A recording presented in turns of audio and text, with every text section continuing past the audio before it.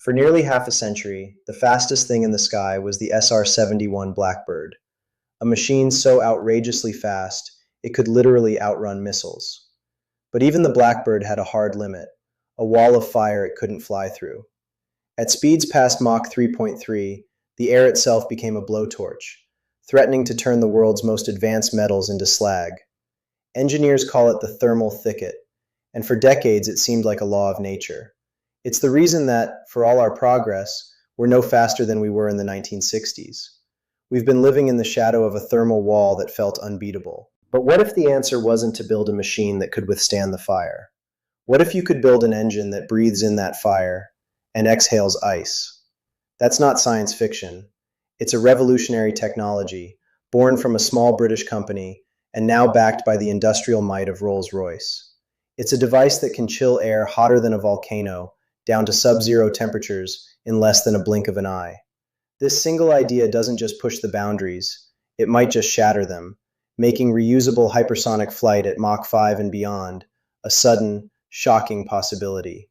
The headline might say Rolls-Royce, but this story really begins with a small team that dared to solve a problem that had stumped the giants of aerospace for a generation. To get just how big this breakthrough is, you have to understand the sheer violence of flying fast. Down here at sea level, air molecules are just chilling out. But as you accelerate, you aren't just moving through the air, you're violently slamming it out of the way. At Mach 1, you get a shockwave. At Mach 2, Concorde speed, the air hitting the plane is already over 120 degrees Celsius. By the time you hit Mach 3, the SR-71's territory, that temperature is over 300 degrees Celsius.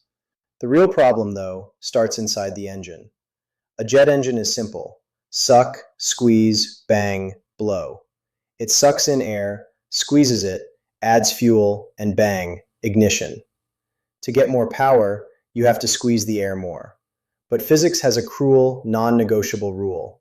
Compress a gas, and it heats up. It's called adiabatic compression. At hypersonic speeds, that's anything over Mach 5, this spirals out of control. At Mach 5, the air screaming into an engine can hit 1,000 degrees Celsius, or 1,800 Fahrenheit, even before it gets compressed. That's hot enough to melt aluminum, and is pushing the limits of even the most exotic superalloys. If you fed that inferno into a traditional compressor, the engine would simply liquefy. It's not an engineering problem, it's a melting point problem. The engine literally eats itself. This is the thermal thicket. It's the hard wall where conventional jet engines, with their spinning turbines, just can't work. The SR-71, for all its glory, flew right on the razor's edge of this limit.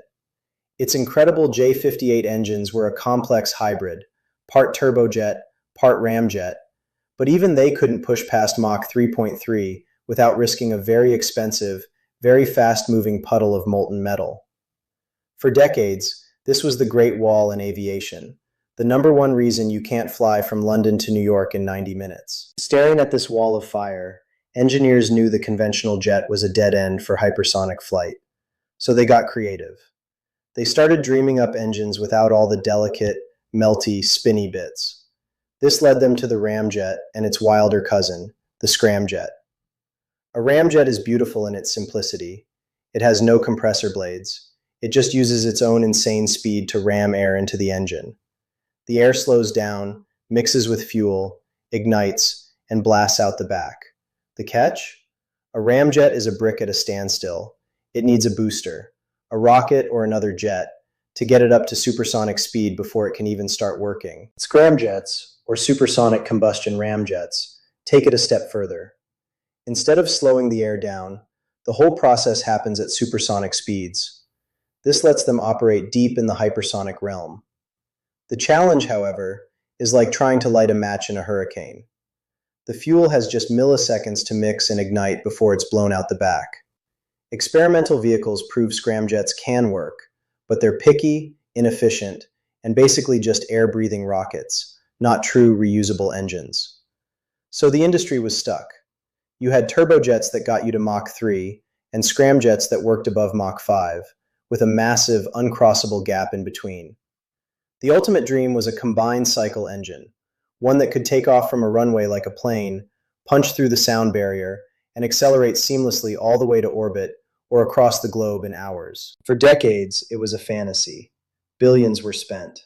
The US government's national aerospace plane was canceled because the problems, mostly heat and weight, were just too immense. Yet the strategic prize, a reusable hypersonic plane for military strikes, spying, or even civilian travel, was too great to abandon. The solution, it turned out, wouldn't come from a government giant.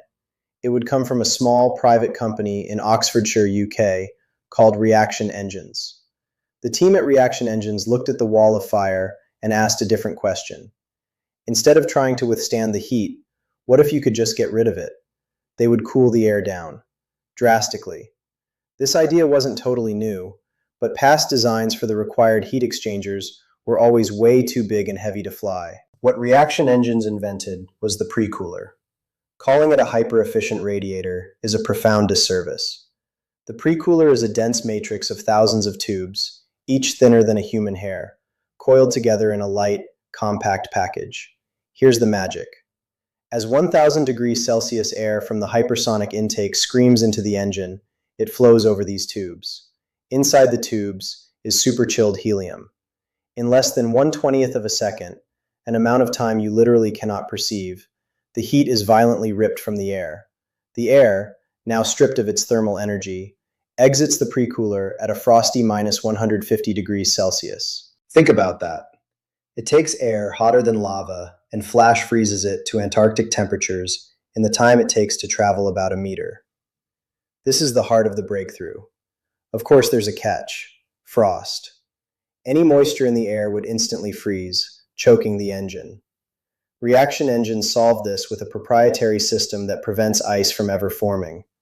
This super-chilled, now dense air can be fed into a more conventional jet compressor.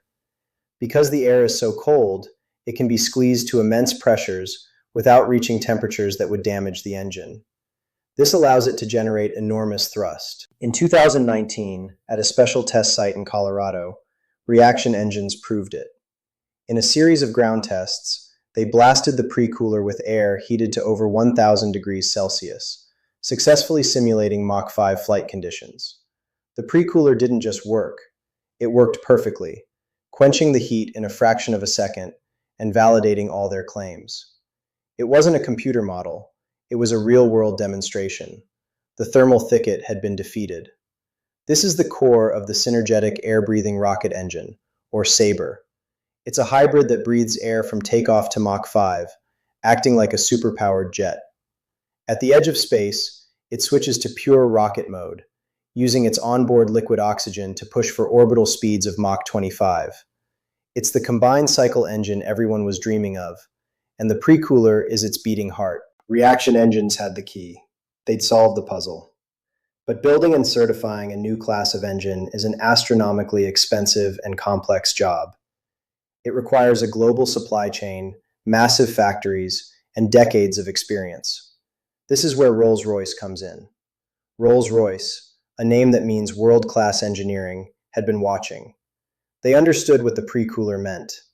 In 2020, they announced a deep strategic partnership with Reaction Engines.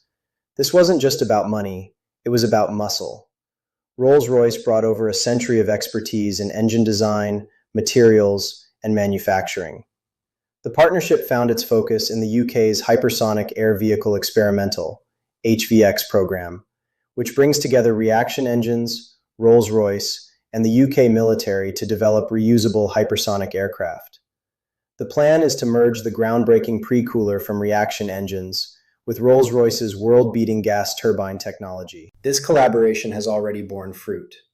In recent ground-based tests, a modified Rolls-Royce jet engine was integrated with the Reaction Engine's precooler. The combined system successfully ran at simulated Mach 3.5 conditions, matching the all-time speed record of the SR-71 Blackbird. The headlines might simplify it to Rolls-Royce's new engine, but the reality is a powerful partnership poised to define the future of high-speed flight. This isn't just about one engine. It's about giving the UK and its allies a whole new capability and a clear lead in the hypersonic race. The validation of the precooler and the powerhouse partnership between reaction engines and Rolls-Royce isn't just a small step. It's a paradigm shift. For defense, the impact is immediate. The HVX program shows where this is heading. Reusable, hypersonic military jets.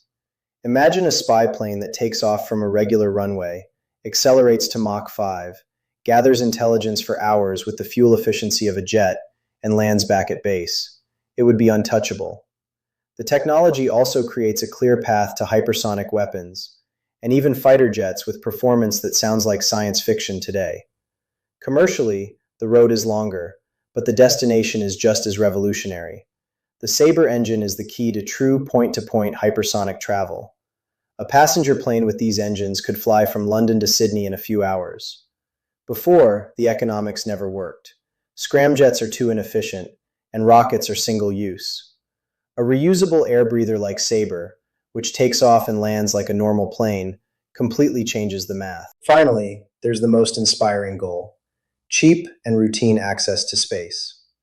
The ultimate vision for the full SABRE engine is a single stage-to-orbit spaceplane, like the conceptual Skylon vehicle.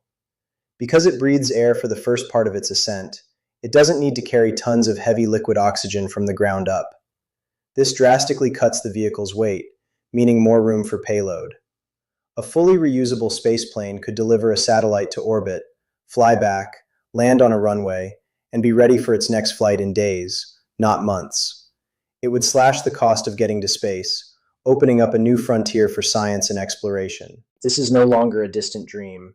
The fundamental physics problem has been solved, the core technology is proven, and a powerful industrial partnership is in place to turn this breakthrough into real-world machines. We are standing at the dawn of the hypersonic age. The age of fire and ice is here, and with it comes a future that is faster, closer, and more connected than we ever dared to imagine.